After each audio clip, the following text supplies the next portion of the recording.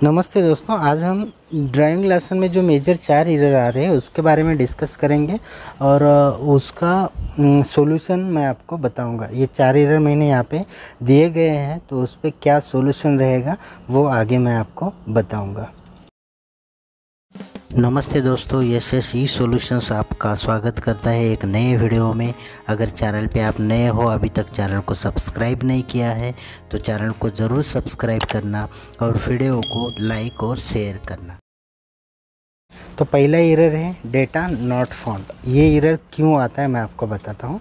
अगर आपका आधार कार्ड बहुत पुराना है, अब जब छोटे से तब आपने निकाला है, आधार कार्ड पे पूरा डेट ऑफ बर्थ डाला हुआ नहीं है, या डेट ऑफ बर्थ छोड़ो नाम में भी कुछ प्रॉब्लम्स है, या आधार के डेटाबेस में आपका आधार नहीं है, तो ये प्रॉब्लम आता है। तो इसके लिए हमें करना क्या है, माय आधार सेक्शन में जाके हमारा आधार वेरीफाई करना है।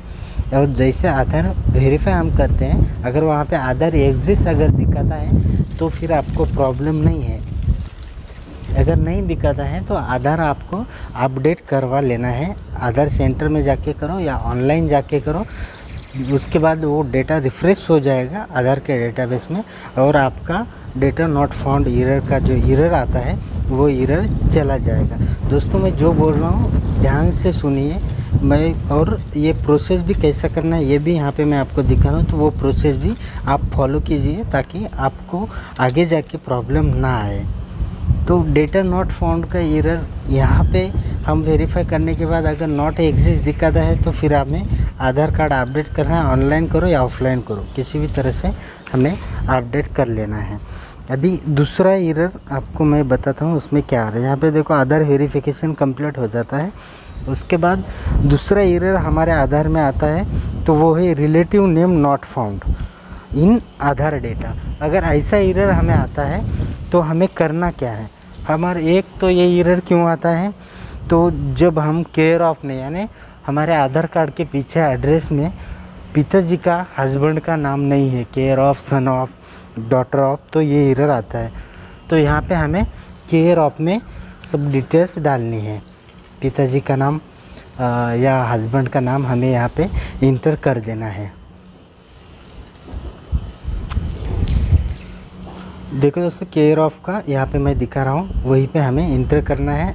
हमें अपडेट SSUP पोर्टल पे जाके अपडेट करना है और वहाँ पे एड्रेस चेंज की रिक्वेस्ट हमें डाल देनी है। वहाँ पे सिर्फ एड्रेस का प्रूफ ही हमें अपलोड करना है, आइडेंटिटी प्रूफ अपलोड करने की ज़रूरत नहीं है। मैं आपको बार बार बता रहा हूँ, मुझे कमेंट्स आते हैं कि सर पैन कार्ड डालूँ क्या या फिर स्कूल का आइडेंटिटी, तो वो मत डालो। तीसरा एरर जो है वो है name as per Aadhaar records is not matching with DL। अभी ये मैक्सिमम लोगों को प्रॉब्लम आ रहा है, इस पर सोल्यूशन भी नहीं मिल रहा है। तो ये प्रॉब्लम क्यों आ रहा है, आपने जहाँ जहाँ पे आपका आधार कार्ड दिया है, गवर्नमेंट के हर डॉक्यूमेंट पे आप चेक करो कि आधार कार्ड हो या इससे पहले बैंक में आपने कहीं पे आधार दिया हो या गवर्नमेंट के अदर साइट पे आपने आधार लिंक किया हो, तो उसमें आपने नाम क्या डाला है। अगर नाम थोड़ा सा भी गलत है तो फिर आपको नाम में अपडेट करना पड़ेगा, यहाँ पे नेम चेंज आपको करना पड़ेगा। या फिर दूसरा प्रॉब्लम ये हो सकता है कि उसमें नाम में डालते वक्त हम 2 बार स्पेस लगाया होगा तो भी ये एरर आता है। तो हमें ऐसा एरर आता है तो दोबारा हमें नाम अपडेट करना है। लेकिन ध्यान में रखो, उससे पहले हमें सब डॉक्यूमेंट्स वेरीफाई करने हैं कि हमारा आधार का नाम बराबर है या नहीं, उसके बाद ही नाम चेंज आपको करना है। क्योंकि नाम लाइफ में 2 बार ही चेंज कर सकते हैं, ज़्यादा बार चेंज करने का मौका हमारे पास नहीं होता है। तो ये नेम नॉट फाउंड का एरर जो है ये हम ऐसे तरीके से सॉल्व कर सकते हैं और 90% ये काम करेगा, मुझे तो लगता है।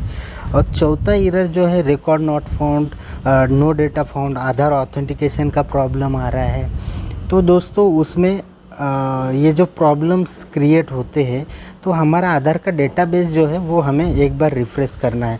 तो हमें वहाँ एक तो लॉक अनलॉकिंग का प्रोसेस हमें फॉलो करना है। ये प्रोसेस मैं अभी आपको दिखा रहा हूँ कि आधार अनलॉक है या लॉक है, तो आपको वहाँ जाके लॉक है तो अनलॉक कराना है और बाद में प्रोसेस करना है।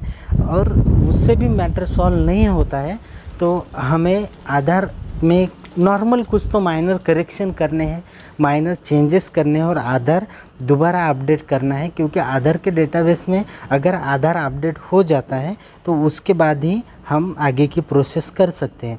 अगर इसके बाद भी कुछ भी प्रॉब्लम सॉल्व नहीं होता तो आधार के जो हेल्पलाइन नंबर है 1947 पे, उस पर कॉल करके हम ये प्रॉब्लम्स बता सकते हैं। तो थैंक यू दोस्तों।